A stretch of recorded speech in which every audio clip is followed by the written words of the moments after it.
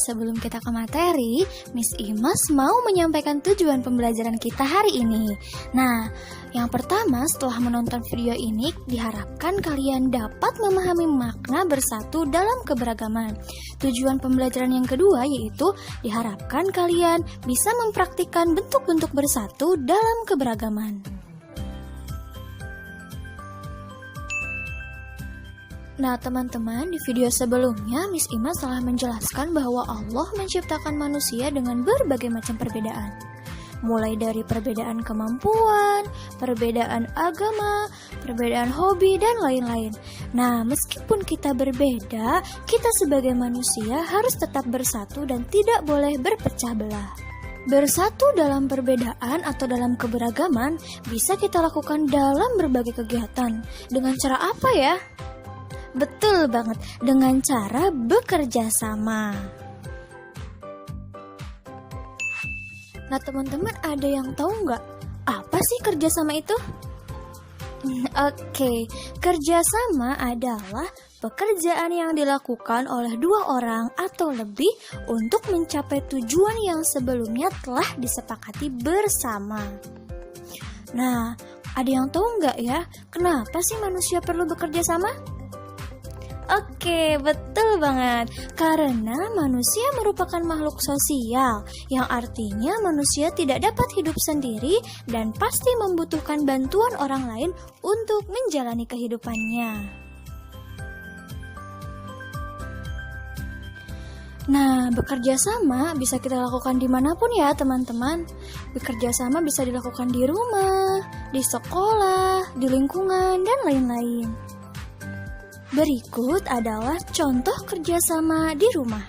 Yang pertama, kita membantu ibu menyiram tanaman di halaman rumah. Yang kedua, kita bisa bekerja sama bersama ibu dan adik-adik untuk membersihkan rumah bersama-sama. Yang ketiga, kita harus bekerja sama untuk menjaga kebersihan rumah. Dan yang keempat, kita bisa bekerja sama untuk menghemat listrik di rumah.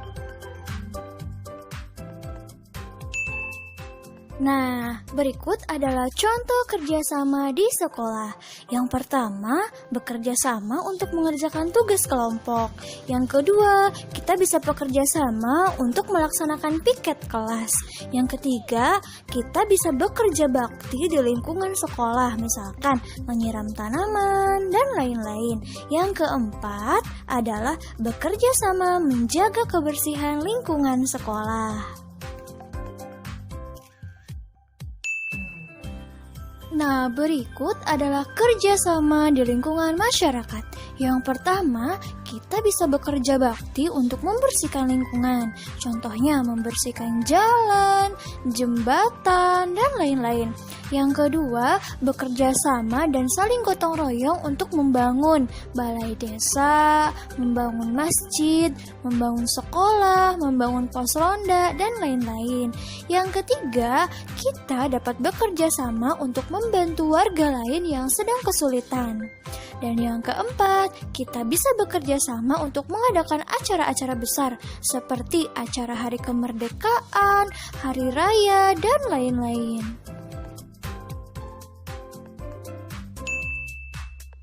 Oke, teman-teman, Miss Imas punya pertanyaan. Yang pertama, kalian bisa lihat gambar dulu ya. Yang pertama, Siti melihat ibunya sedang menyiram tanaman. Kira-kira apa yang seharusnya dilakukan oleh Siti ya?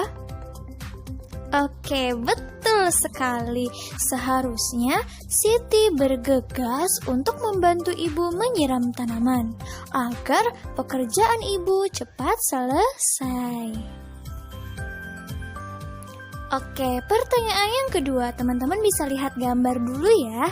Ayah Edo sedang menebang pohon yang sudah tua. Kira-kira apa yang seharusnya Edo lakukan? Ayo. Oke, betul banget. Edo seharusnya membantu ayah mengumpulkan ranting-ranting pohon yang sudah ditebang oleh ayah.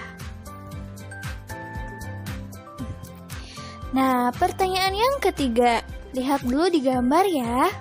Lani sedang menangis kesakitan. Tangan Lani tertusuk duri bunga mawar. Apa yang seharusnya teman-teman Lani lakukan ya?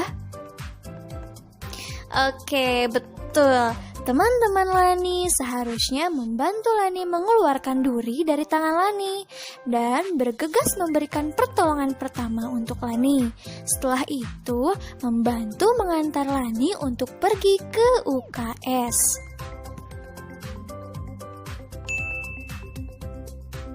Nah, teman-teman, mulai sekarang jangan segan-segan dan jangan malu untuk meminta bantuan kepada orang lain kalau kita merasa kesulitan.